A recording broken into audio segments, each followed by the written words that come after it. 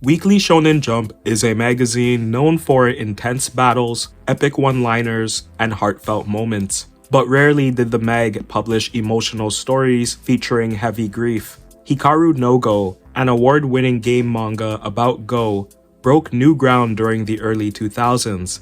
Go was a once popular historical game throughout Asia, but had waned in popularity prior to Hikaru no Go's debut in 1998. Drawn by Takeshi Obata before his time on Death Note and written by Yumi Hotta, Hikaru no Go was a critically acclaimed manga that featured Hikaru, an 11-year-old boy who discovers an ancient Go board in his grandfather's attic and gets haunted by an ancient Japanese ghost, Fujiwara no Sai.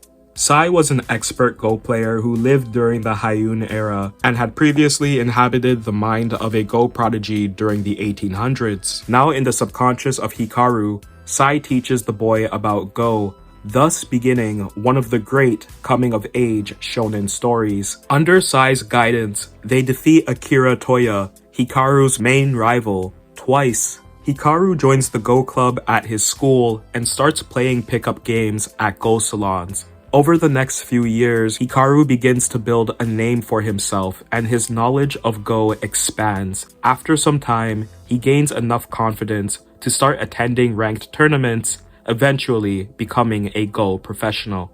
It's from this point where the creative duo really start to push and develop these characters. Go is taken very seriously in Japan. You can go pro at quite a young age, if you have the skills. Hikaru's love for the game grows immensely, and he convinces his mother to forego attending high school so he can dedicate his time to focusing on his matches, advancing his Dan level, and attend international competitions. This decision is a serious one to make, as Hikaru is only 14? At this point in the series. Obata and Hotta start to convey Hikaru's actions and words in a more mature manner.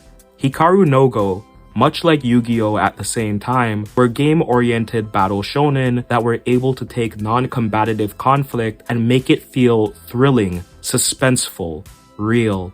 Hikaru would often rely on Sai to make his moves for him, much like how Yugi would have Yami take over during duels. As such, Hikaru was capable of making incredibly complex moves and outplay any opponent. Gradually, Hikaru would start making plays all on his own. Relying on his strong recall memory, he developed his own playstyle, preferring fast-paced games with bluffs that came off as seemingly bad moves. This independence would shine through beyond his technique. Hikaru was now drawn taller, with a leaner face and better posture. The manga truly became a coming-of-age story, and Hikaru had grown out of Sai's shadow. Hikaru goes pro on the merit of his own skills and starts shutting Sai out completely. This isn't done out of malice. It reads as if Hikaru is being a moody teenager rebelling against their parent. Sai notices this change in behavior and pleads with Hikaru to play Go, but Hikaru refuses Sai and even outright ignores him. Sai realizes from these outbursts that his purpose for staying with Hikaru wasn't to achieve the Hand of God, the ultimate move in Go. It was to help this generation of Go players come into their own, to grow as a person. Sai accepts this reality and without warning, disappears from Hikaru's subconscious forever. Hikaru's breakdown when he realizes that Sai is gone was immensely painful. He cries out to God, begging to go back in time to when he first met Sai. But of course, Hikaru gets no answer back. He searches everywhere for Sai, going back to his grandfather's attic, old places they may have visited together, anywhere. None of these actions make sense. Sai was always tied to Hikaru's subconscious, not different locations. These irregular displays were so emotionally impactful because it showed Hikaru being unable to acknowledge his pain and regret for how he treated Sai. Eventually, he decides to give up Go and starts skipping his matches. His mother catches on to his truancy and wonders if Hikaru will return to the game or continue on the path of high school. This alternate viewpoint is very useful during this arc. Nobody can connect to Hikaru's grief because nobody aside from Hikaru knew about Sai. Often, he'll wince in pain at the constant reminders of Sai, who lived inside him for years. To lose your closest friend as a teenager, even if they were a spirit, is chilling and painful. Hikaru No Go came out during an era where shonen protags started getting younger. No longer did we have tall, muscular delinquents with snarls and frowns. Now in vogue were two-toned, spiky hair prepubescents who smiled brightly, dressed in striking streetwear, proclaimed the power of friendship, but also valued over competitiveness. Character design was very important during this era. Many manga and video games were getting greenlit for long-running adaptations, and anime originals were still common. Hikaru No Go was a cheat code. The creative team were very aware of how to hit the ground running. Yumi Hota's craft is incredibly strong. Characters weave in and out of the story, much like in real life. The support cast members are just as engaging, if not more so than Hikaru. Kaga, Waya, and Isumi are cooler, better, or more mature than our MC, and are more relatable than Sai. The Toyas are ultimately stronger players than Hikaru, despite his accelerated growth. It was bold for Hotta to unceremoniously kill off Sai, who was the most popular character in the manga up until that point in time. There was no goodbye.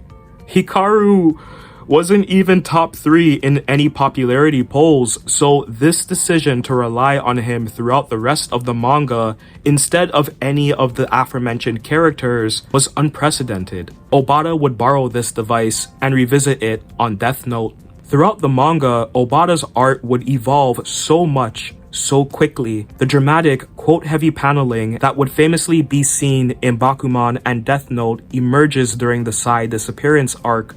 As mentioned, HNG was always a fashionable series, with drip comparable to what Tite Kubo was doing over on Bleach. Obata would come to be known for his various casual fits for his characters, giving them more opportunities for expression outside of action scenes. This, unfortunately, has been lost on modern mangaka.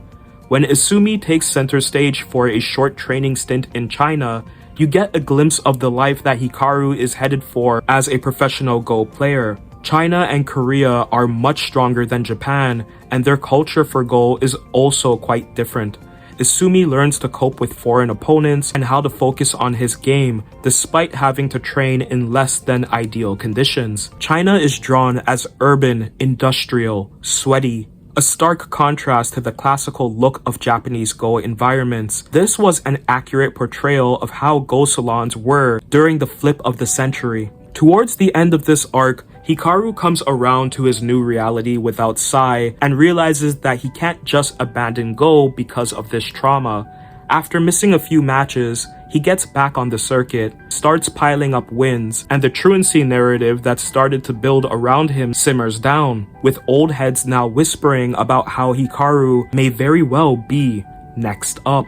Eventually, Akira and Hikaru play against one another the first time in 26 months. The outcome for this match is what you would expect, but it's this match that brings Hikaru full circle to Sai's disappearance. That night, he has a dream where he gets to say goodbye to Sai. In this dream, Sai doesn't respond. Hikaru gushes about all of his success in Go since Sai had disappeared and begs, screams to the ghost to come back just one last time. Hotta is a fantastic writer who doesn't give Hikaru nor the reader that form of closure. This is a deconstructed ghost story. Common as a writing device like this would read now, in 2002, it had not been done. The Sai Disappearance arc in Hikaru No Go was a masterclass in building up your story to an apex, only to tear it all down to its base just as you've spotted the summit. Was this the best move for the manga? Most fans would say no, but those same fans would agree that Hikaru No Go never felt so real, so distraught, and heavy than when Sai was written out of the series. There would be very few moments that would come afterwards that reached the same emotional highs that we're seeing here. Truly, one of the finest shonen stories and a weekly Shonen Jump greatest hit.